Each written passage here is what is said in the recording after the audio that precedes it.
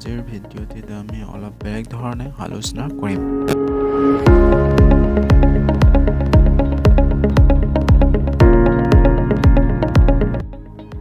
বলক তেনেহ'লে আজিৰ ভিডিঅ'টি আৰম্ভ কৰোঁ। আমি আলোচনা কৰিম গৰিলা ট্ৰাইপডৰ ওপৰত, যাৰ ইয়াৰ প্ৰাইচ হৈছে 281 টকা। এই গৰিলা ট্ৰাইপডটো মিনি ট্ৰাইপড হয়, 13 ইঞ্চি দীঘল।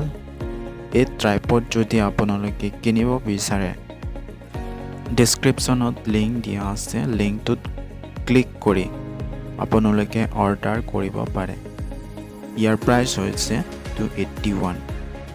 আপুনি যদি ইউটিউব ভিডিঅ' বনায় নাইবা ব্লগাৰ হয়, তেতিয়াহ'লে এই ট্ৰাইপডটো আপোনাৰ বাবে বেষ্ট হ'ব।